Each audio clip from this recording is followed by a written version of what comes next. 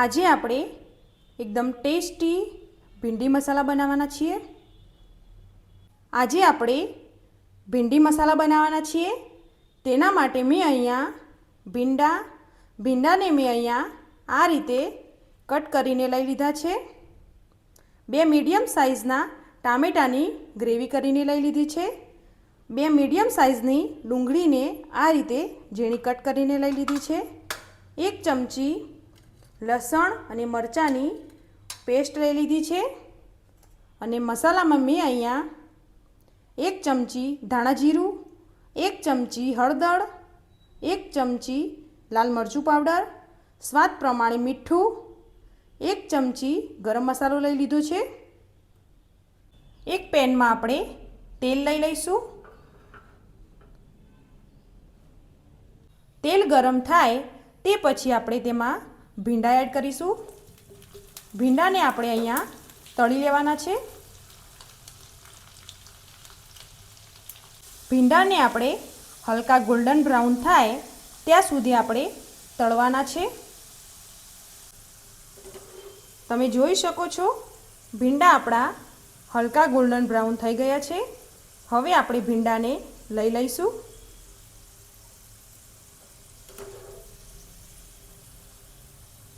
હવે આપણે એક પેન લઈ લઈશું। તેમાં આપણે થોડું તેલ એડ કરીશું।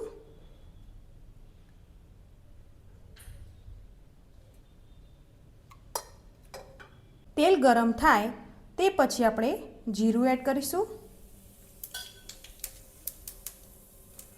મીઠો લીમડો અને સૂકા લાલ મરચાં એડ કરીશું।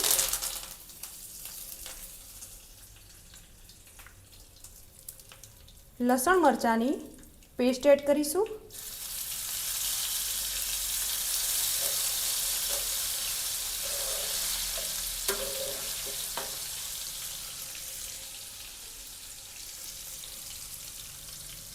હવે આપણે ડુંગળી એડ કરીશું।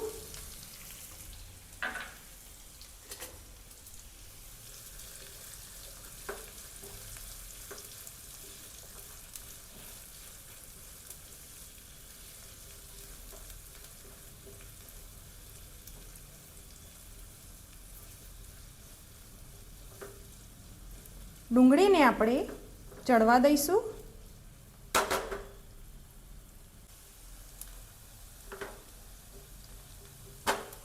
ડુંગળી ચડી જાય એ પછી આપણે ટામેટાની ગ્રેવી એડ કરીશું।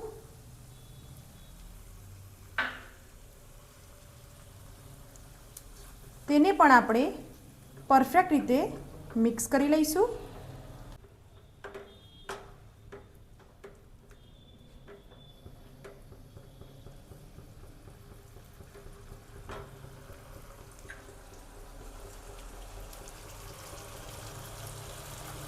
હવે આપણે બધા મસાલા એડ કરી દઈશું।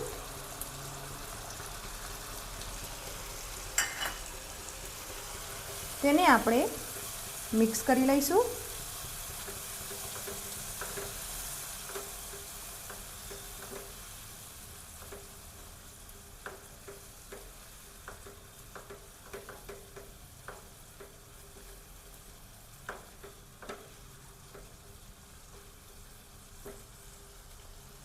ત્રણથી 4 મિનિટ સુધી ચડવા દઈશું। ઉપરથી આપણું તેલ છૂટું પડવા લાગે એ પછી આપણે ભીંડા એડ કરી દઈશું। તેને આપણે મિક્સ કરી લઈશું।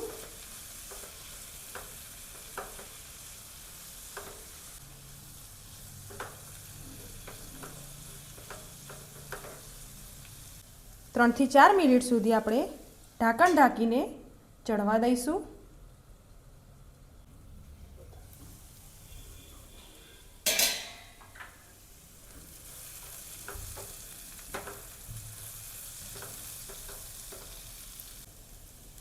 હવે આપણે ઉપરથી ધાણા એડ કરીશું અને ગેસને બંધ કરી દઈશું।